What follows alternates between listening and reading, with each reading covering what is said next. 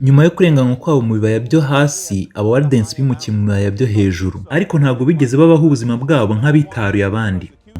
Icya mbere bari bahunze akarengane, ariko bageze hano bagerageje gukora ubuzima bwabo nk'ubusanzwe uko byashoboka kose, bashinga amashuri agomba gutoza abamisiyoneri. Batozaga abasore babo uko bagomba kwiga ijambo ry'Imana ndetse n'uko bagomba kuryigisha. Ahangaha turi, iri shuri rya Barbs rihagaze nka rumwe mu rugero rw'amwe mu mashuri yabo yari yasakaye mu bibaya byinshi, aho bigishaga kandi bagatoreza abasore babo batoya kuba abamisiyoneri bajya mu Burayi hose.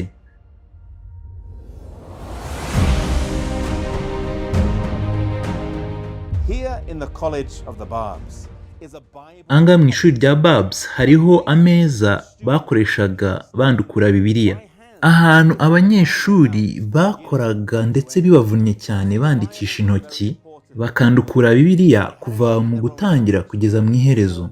Urabibona rero ko Bibiliya ari ingenzi cyane ku ba Wardens, bari bayifite mu rurimi rwabo, niyo yari ishingiro ryo guhura kwabo. Kandi hari amatsinda menshi y'abasore yahuraga maze agafata mu mutwe ibyanditswe muri Bibiliya.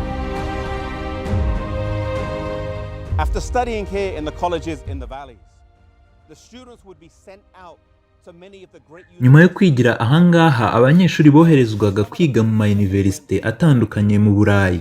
Tuzi ko hamwe mu bihugu bajyagamo harimo Ubwongereza, Scotland, Ubufaransa, Espagne ndetse n'Ubudage. Hakazamo na Czech Republic, Poland, Lithuania, Bulgaria ndetse na Croatia. Ndetse ubwo bagendaga nk'abanyeshuri barigaga ndetse bakaba bashobora kuba ba dogiteri, abafasha b'abaganga cyangwa se bakaba abanyamategeko. Ariko intego yabo nyamukuru yo kujya aho ngaho yari iyo kuba abamisiyoneri. Bajyanaga Bibiliya ndetse bashoboraga no kohereza abamisiyoneri bashoboraga kugenda bameze nk'abakozi. Abakozi bagenda bakoresha amaboko yabo cyangwa se abacuruzi, maze bakagendana Bibiliya aho bajya hose, maze bakajyana Bibiliya mu Burayi. Ntabwo byari byemewe kugendana Bibiliya. Bafataga amakoti yabo maze bakayacaho hagati y'igice cy'inyuma cy'ikoti n'icy'imbere, akaba ariho bashyira zimwe mu mpapuro za Bibiliya.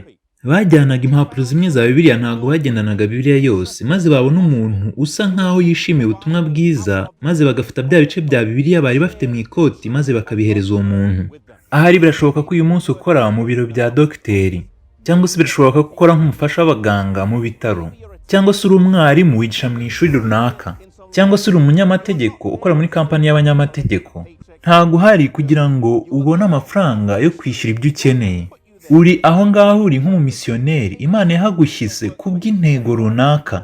Birashoboka ko hari umuntu aho ukorera Imana izi ko ari we wenyine ubasha kumugeraho.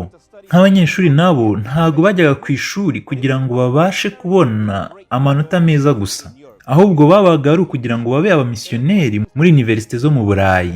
Uyu munsi nawe birashoboka ko uri muri université kugira ngo ube umumisiyoneri. Ntabwo hari gusa kugira ngo ubone amanota meza kurusha abandi, ahubwo urahari kugira ngo unabashe kubwiriza abantu iby'ubutumwa bwiza. Ikindi kintu twigira ku ba Wardens ni uburyo Bibiliya ari ingenzi cyane kuri bo.